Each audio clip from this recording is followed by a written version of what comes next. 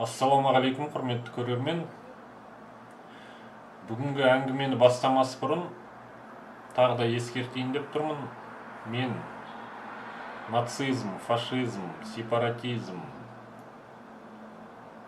расизм деген тіркесі бар жағымсыз осындай процестерге қарсымын. Бірақ кейбір адамдар мені фашист деп ойлап жүр екен. Ол адамдар мен туралы видео түсіріп жатыр екен. Оны мен байқамасқа болмады. Сол жөнінде сіздерге бүгін әңгімелеп берейін. Ал кеттік.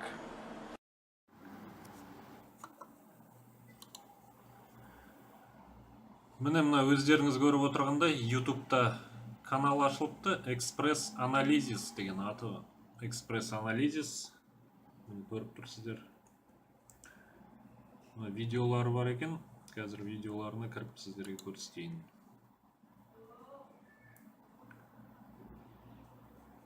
Мен туралы түсірген видео міне. Ответ. Асыл видео «Долой фашизм, кыргызы и казахи. Братья на века» деп аталады. Одан бұл каналдың қызықты видеолары бар. Мысалға, «Ответ казахам. Убийство Кенесары хана для урок для нас» дейді. Бұл видеода өзі қызық әңгімелер айтылады. Терпение лопнуло уже. Вы уже... Уважаемые казахи, мое терпение лопнуло уже. Вы уже достали со своим Кенесары ханом. Бұл жерде информацияны беріп тұрған мысық па, леопольд па, киска ма, хайуан ба, не деп атарымды білмей тұрмын. Уважаемые казахи, вы уже достали меня со своим Кенесары дегенді қалай түсінуге болады? Мен соны ұқпай тұрмын. Кого достали? Тебя, что ли? Этого кошака, леопольда или этого хайуана? Причем здесь Кенесары и причем здесь ты? Сол жерін мен түсінбей тұрмын да. Кенесары Қасымұлы деген, хан Кене деген қазақтың соңғы ханы болған. Бұл Шыңғыс ханның ұрпағы, Абылайдың немересі болған. Ол туралы біз тарихымызда айтамыз да, оны ешқашан ұмытпаймыз да. Себебі ол сатқындықпен өлтірілген болған. Оның басын қырғыз манаптары Ресейдің патшасына ұсынған болатын, ақшалай вознаграждение үшін. Жарайды, оны қойшы. Одан келесі видео мен туралы. Мында менің суретімді қойып қояды. Мына хайуан менің суретімді қойып, мені фашист деп атайды осы жерде. Одан видеоның аяғында мынандай бір сілтемелер көрсетеді, бір сайттарға. Қазір тұра тұрыңыздар. Одан видеоның аяғында мені фашист деп айтып келеді. Видеоның аяғында мені псевдоқазақ деп атайды. Біріншіден, егер маған жауап қайтаратын болсаңыз, менің видеоларыма нақты бір дәлелдермен, нақты бір мен айтқан нәрселеріме қарсы қоятын бір аргументтер қойсаңыз дұрыс болатын еді. Мен сіздің видео үндеуіңізді онша дұрыс түсінбедім. Одан кейін мынандай леопольдтың бетін қойғанша, хайуанның бетін қойғанша, адам сияқты өзіңіздің бетіңізді көрсетіп, адам сияқты өз даусыңызбен неге сөйлемейсіз? Мына даусыңыз Google переводчиктің даусы өте адамға жағымсыз естіледі. Осы дауысты естісем, менің құсқым келеді. Құсқым келмек түгіл, одан зорғысы келеді. Ары қарай кеттік. Ары қарай жаңағы тағы бір видео көрсетем сіздерге. Бұл видеода міне. Бұл видеода Назарбаев Нұрсұлтан потомок Барсбек Қағана дейді. Барсбек Қаған деген жаңа қырғыздардың манаптары ма, патшалары ма, білмеймін, дәл айтсам. Бұл жақта да бір түсініксіз бір аргументтер келтіре ма бірдеңке, дұрыс түсінбедім. Дауыс өте жағымсыз дауыс, жаңағы Google переводчиктің дауысы. Осы каналды ашып өздеріңіз көрсеңіздер болады. Көп жағымсыз пікірлер жазылып жатыр. Бұны көріп жатсыздар, өзі бір 70 дизлайк, 97 лайк деген сияқты. Көрген адамның жартысы қарсы болып жатыр. Бұл кісі жаңағы экспресс-анализис каналы маған бір сілтеме келтірген, Шәкәрім Құдайбердіұлы бойынша. Мен ол кісіге қарсы пікір білдіріп, мынандай қарсы сілтеме көрсетейін. Міне, откуда произошли казахи. Оқысаңыздар, міне, көрініп тұрса. Цитируется по книге Шәкәрім Құдайбердіұлы «Родословная тюрков, киргизов, казахов и ханских династий». Алма-Ата, СП Дастан, 1990 год, с переводом, примечаниями Бахыт Ғафуұлы Қайырбекова.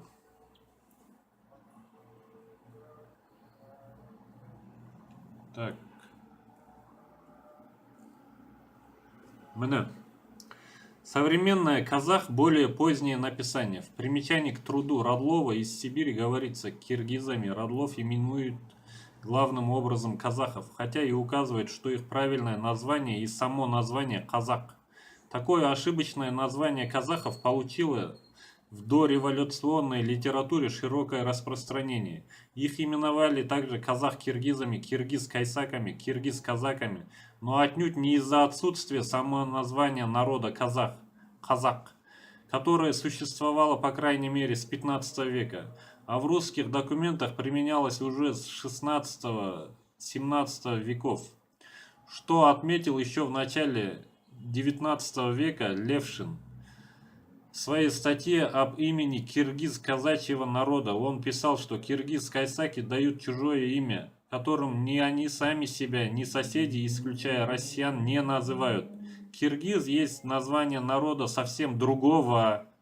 Другого. Название казак принадлежит киргиз-кайсакским ордам с начала их существования для тугоплавких людей, для труднодоходимых, я повторяю. Они себя иначе не называют. Замена самоназвания народа другим названием, как полагают исследователи вопроса, произошло в результате стремления отличать в официальных документах этот народ от русского казачества в соседних районах Сибири. В ту пору наименование казах носили не только 3 казахских жуза, но и другие племена. Енді түсінікті болған шығар, міне Шәкәрім Құдайбердіұлының не жазғанын. Сіздер қаяқтан информация алып жатқандарыңыз, мен сіздерге қарсы міне аргумент қойып көрсетіп, жауап беріп жатырмын. Жалпы мен бұл тақырыпты жаптық деп ойлағанмын, бірақ мына қазақтың тарихы болмаған, қазақ деген ұлт болмаған деген әңгімелер менің қанымды қайнатады, шынымды айтсамшы. Сіздерге қаншама дәлел көрсетіп жатсам да қоймайды екенсіздер. Сонда қазақ болмаса қазақ аспаннан түсе ма, соны түсіндіріп беріңіздерші маған. Қазақ деген этноним 550 жыл бұрын пайда болса да, қазір 1000 жыл бұрын пайда болған деген дәлелдер шығып жатыр. Оны да сіздерге көрсетемін. Алматинские ученые нашли источник, который может восстановить белое пятно нашей истории относительно этнонима казах. Новые данные, уверены исследователи, можно будет внести в учебники для средних школ и высших учебных заведений. Алматинские ученые предлагают легализовать продажу артефактов и рукописей, по примеру Ирана. Востоковед Галия Камбарбекова считает, что такого рода бизнес позволит не только заполучить ценные записи и предметы исторического значения, но и вовсе исключить из рынка черных скупщиков. А пока в поисках материалов ученые ездят за рубеж и привозят лишь копии. В своей последней поездке в Тегеран Галия Камбарбекова обнаружила необычную рукопись с условным названием «Тарихи монгол». В исследовательской работе одно слово решает многое, признается специалист. И не зря. В этом источнике она нашла упоминание этнонима казах. Как оказалось позже, это открытие ставит под сомнение датировку появления названия этноса казах. Конкретно написано, что именно казахские племена, казахи, именно такие племена, казахские племена, как канглы и кыпчаки, периодически атаковали город Баласагун. Сол сияқты мысал келтірейін, бұрын болгарларда болмаған. Болгарларды фракийц деп атаған. француздар да болмаған, француздарды гал деп атаған. Ағылшындар да болмаған, оларды жаңа брит деп атаған. Брит. Бұл дау бітпейтін дау болса да бүгін нүктесін қояйық. Қазақ халқының тарихына өзге ұлттардың араласуының қажеті жоқ шығар деп ойлаймын. Өйткені қазақ халқы өзге ұлттың тарихына ешқашан араласқан да емес, араласпайды да. Қазақ халқының тарихы кеңес өкіметі кезінде бұрмаланып келді де әлі күнге шейін бұрмаланып келе жатыр. Биз муну биздин заманга чейинки 11-чи кылым деп атпайбы? Ага чейин кетпей эле кечеги эле Чоқан Валиханов келгендеги чек араны карасаңыздар, Чоқан Валиханов өзү орус география коомунун анык мүчөсү болгон да. Бул географиялык түшүнүктөрү кенен так адам.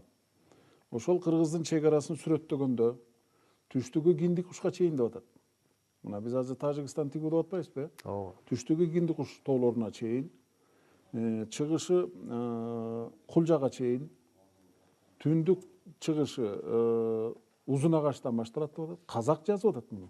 Узун Агач деген Алматынын түбү да азыркы. Узун Агачтан башталат деп анан батышына чейин, Чимкентке чейин сүрөттөгөн да. Узун Ағаш, Шымкент бәрі қалай ол қырғыздың жері болады? Мысалға үшін Узун Ағаш Жетісу өңіріне жатады. Жетісуды үйсіндер мекендеген өмір бақи. Біздің эрамызға дейін үйсіндер мекендеген. Сонда Қытайдағы жаңа қолжазбалардағы жазуларды қайда жібересіздер? Шымкенттегі Түркістан деген көне қалалар бар, оларды қайда жібересіздер? Сонда сол қалалардың бәрі Қырғызстанға қараған ба кезінде? Мұны Чоқан Валихан сүрөттеп атат. А кишинин казакча жазган китебинде бар, эме орусчасында бар, алар казакча которгондо алып салышкан казак туугандар аны. Менің айтарым, қазіргі уақытта псевдо тарихшылар қаптап кеткен заман болды. Қазіргі кезде folk history деген жаңа термин пайда болған.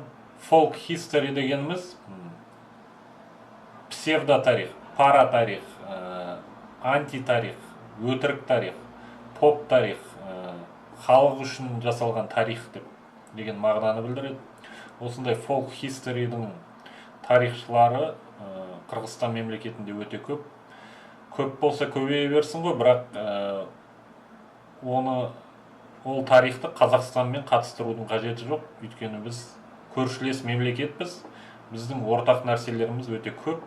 Бірақ анау қазақтікі болмаған, анау қырғыздікі болған, анау қырғыздікі болмаған, анау қазақтікі болмаған деп айта берудің қажеті жоқ шығар деп. Қазақтар ананы ұрлап алған, мынаны ұрлап алған деген сөздердің қажеті жоқ шығар деп ойлаймын. 2003 жылы мен Қытай мемлекетіне барып қалдым. Қазақ жігіттер мені Алтын адам деген ресторанға шақырышты.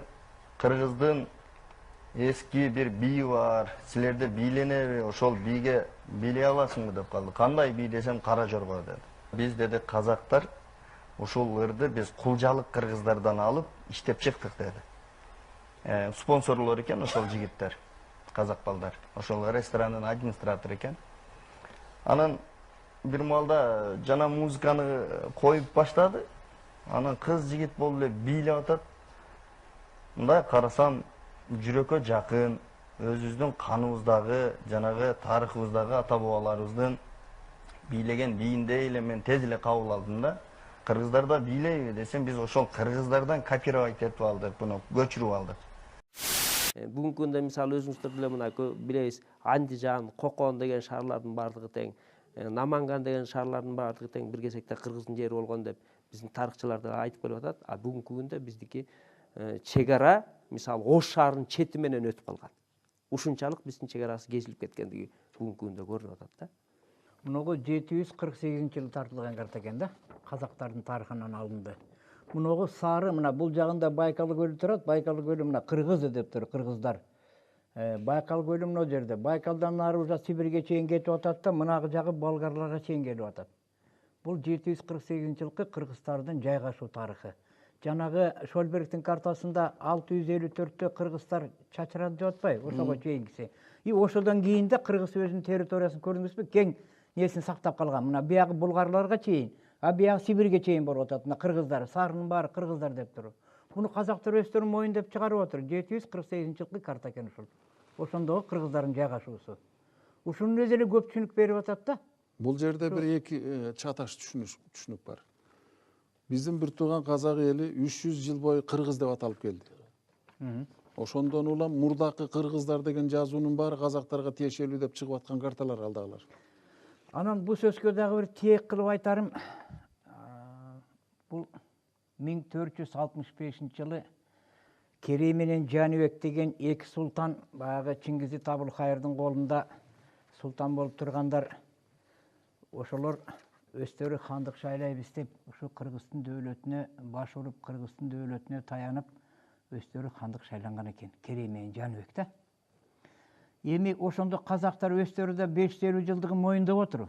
Казак болгондогусун. Ага чейинки биздин Кыргыздын аты менен болуп жүргөндүгү эми бул моюн кыла турган нерсе.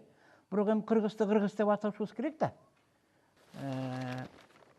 Президент жана халык деген казактын кести. Ушул жерге мына Осман империясын, Османды жазып турбайбы, император Османды. Буну казак деп жазышып атыр мынакей. Эми казак болгондо казагың түбү кыргыз болуп турса, биздин кыргызга бул казактан көбүрөөк жакыныраак болуп кетет. Осман. Значит, түрктөрдүн түпкү теги биздин кыргызга таялуу болуп калат да уже. Кыргызга таянычтуу болуп калат. Мына президент жана халык деп өздөрүнүн газетасында ушу бул казак деп булар моюндап уже тактап чыгарып отурат. Бул да бир ойлоно турган маселе да. Бул да бир көңүл ала турган, да бир тереңдетип карай турган маселе. Эми жок, мен сизге кошулбайт элем. Анткени түрктөрдө бул Османдын генеалогиясынын баары капкачан такталган, анын үстүнө алар тиги империя кураардан мурда мындай тарыхый фактыларды аябай тактаган эл да булар. Ал жөн эле көчөдөн эч кимди бийлик алып келген эмес, алар ошон үчүн анын канына чейин текшерип жүргөн эл. Бир анан экинчиси биздин бул кошуна айрым тарыхчылардын ой боюнча азыр Гагарин деле, Магеллан деле баары казак болуп чыгышы мүмкүн. Кытай булактарындагы кыргызга тиешелүү фактылардын баары бүгүн казактыкы деп жазылып турат. Ошол жактан көчүрүп келгенде казак деп көчүрүп койшкан. Казак деген кыргыздын сөзү, Кыпчактын сөзүнүн атында казак. Бул кечегеле чыккан сөз. Буга чейин бүт эле кыргыз болчу.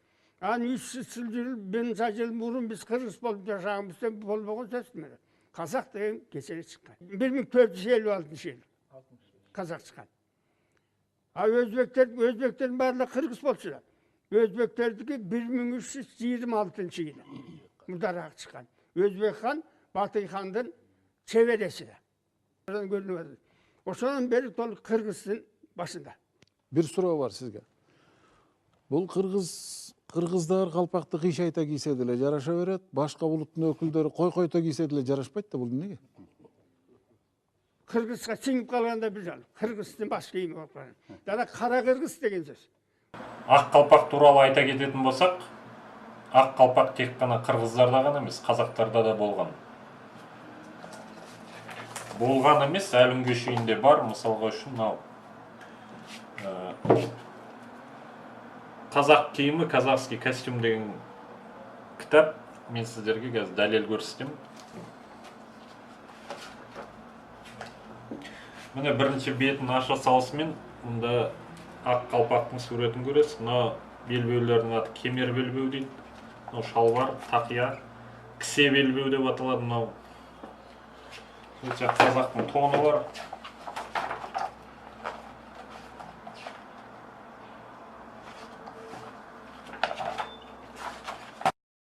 Мына калпак, ак калпак кийизден жасалган. Тек қана бір айырмашылығы қазақтың қалпағының айырылған жері болмайды, айыр қалпақ деп атамайды. Мынаның бәрі мына көрдіңіз бе? Айыры жоқ, айырылмаған. Міне көрсеңіздер. Ұсталар да, қазақтар да міне.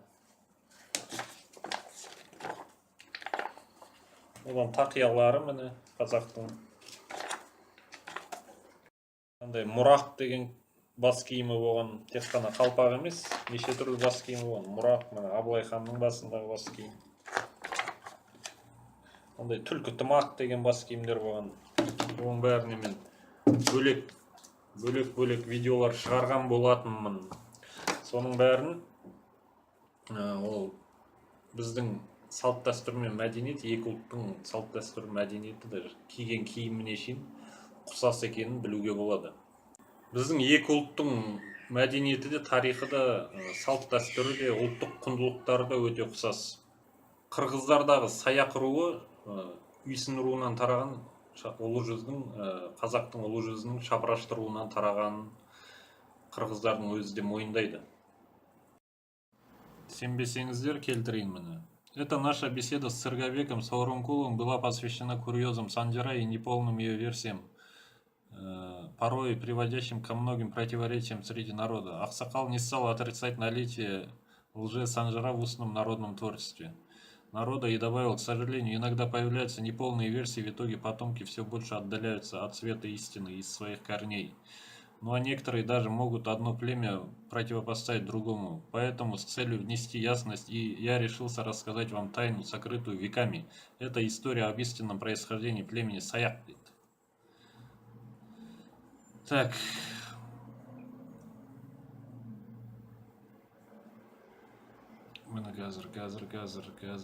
Көріңіздер.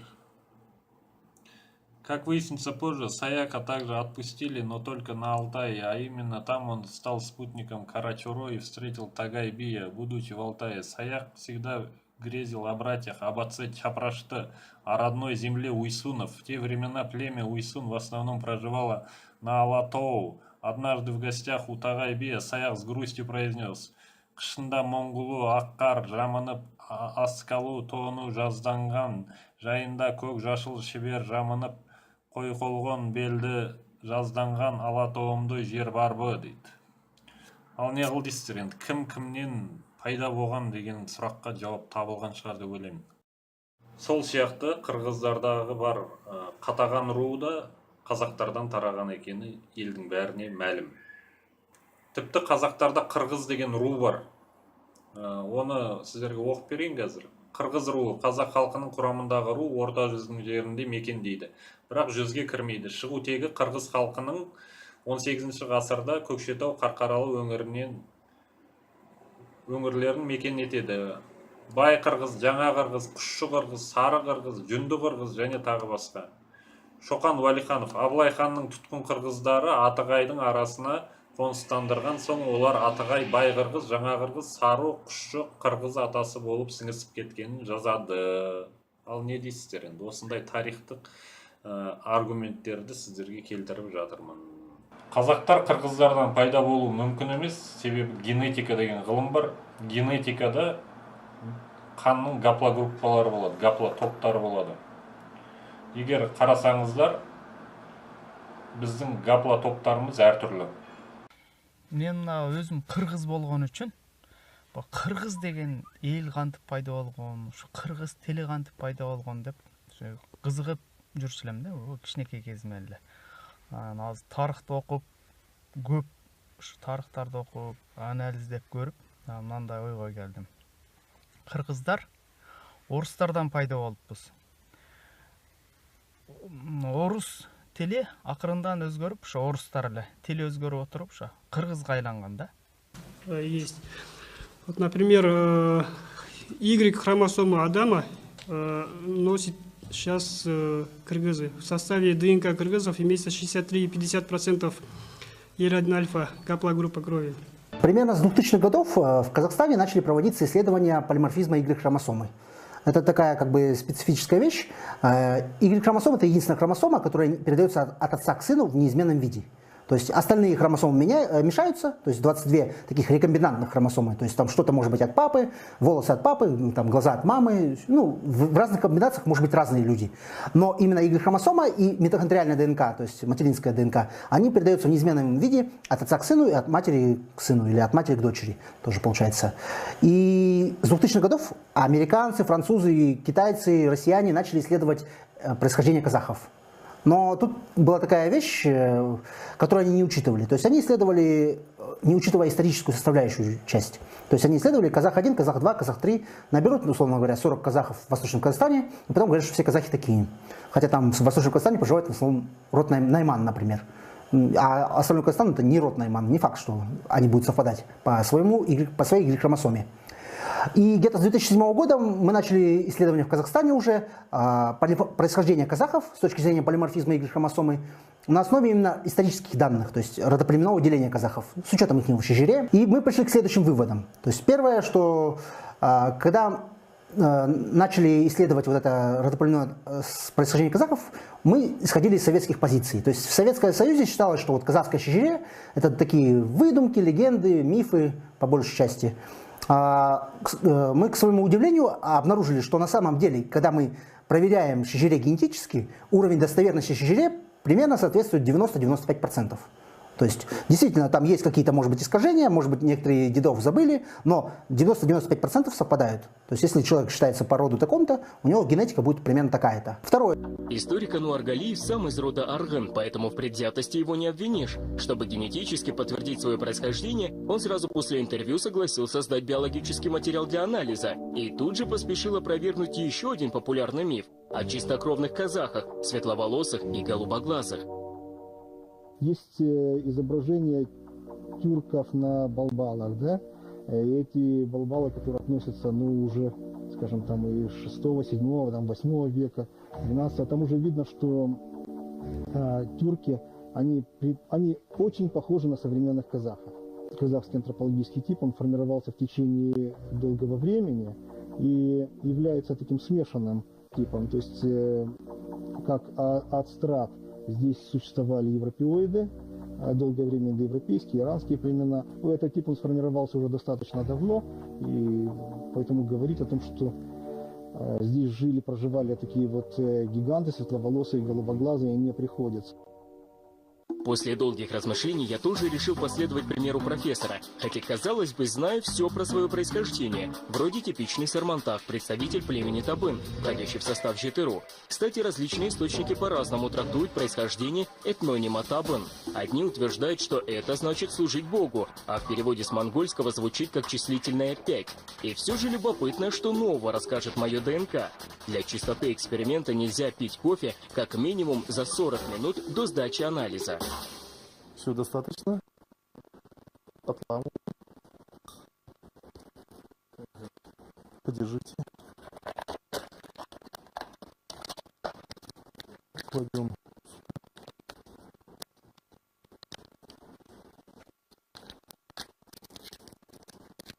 Капсулу. И тест номер 1. Да. Этот тест мы отправляем в лабораторию Триген.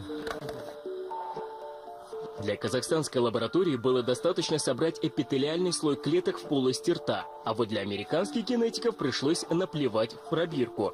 Мои слюни отправили в лабораторию Хьюстона, специалисты которой 2,5 месяца копались в моих генах. Заключение сразу 3 лабораторий узнаем позже.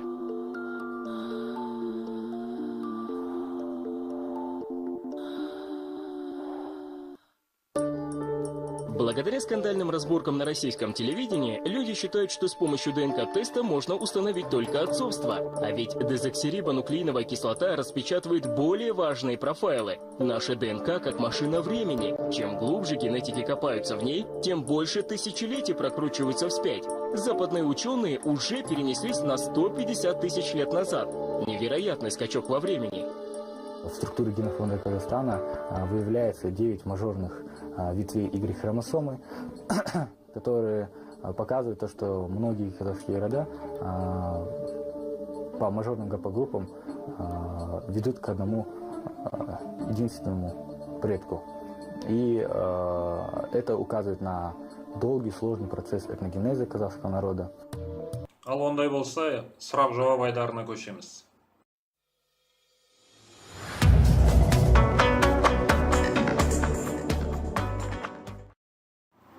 Өткен видеода мен сіздерге сұрақ қойған болатынмын.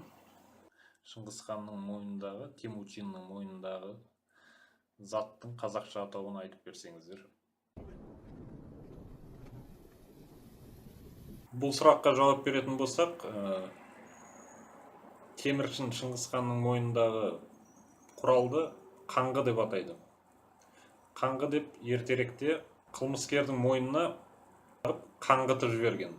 Қаңғыбас, қаңғу қаңғыру деген сөздің бәрі осы қаңғы сөзінен шыққанын білуіміз керекпіз. Себебі бұл сөзді жаңғыртқан белгілі қолөнер шебері Дәркембай Шоқпарұлы. Қаңғы негізі ағаштан және шынжырдан тұрады.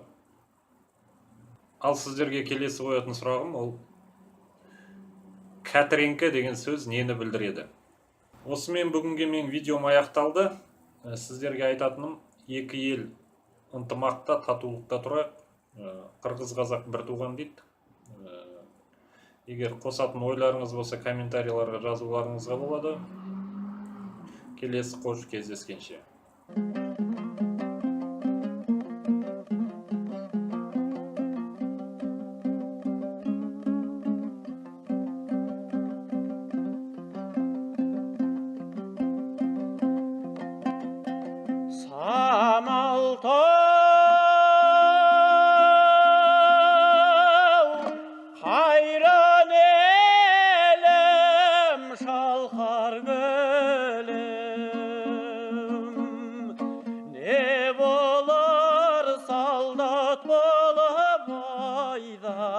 Көрген күнім ай.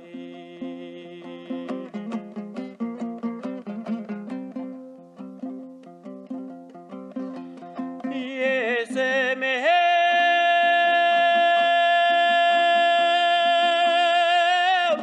қайта түсе бердің. Кір жауап күнді кескен айдай қайран жерім ай.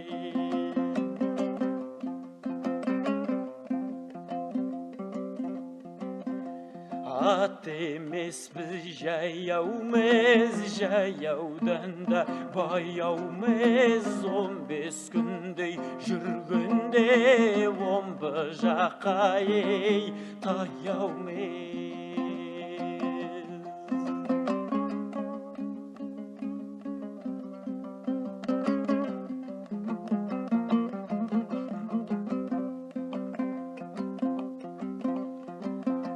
Жасым бар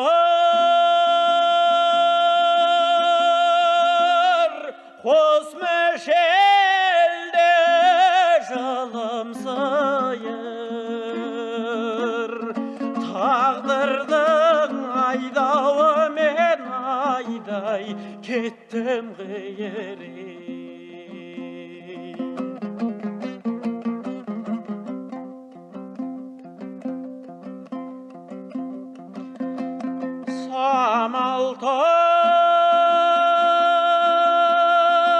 Самалтау қайран елім артта қалды. Адасқан өресінен айдай біз бір үйір ай.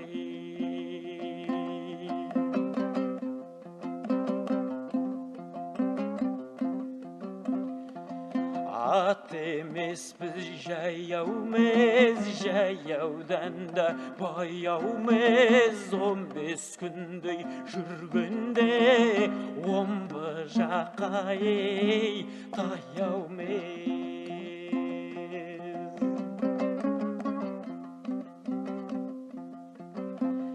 Әке шешем бар еді-оу, жасы жеткен кәрі еді-оу. Осы әуенге салдырған 16-ның ей зар еді.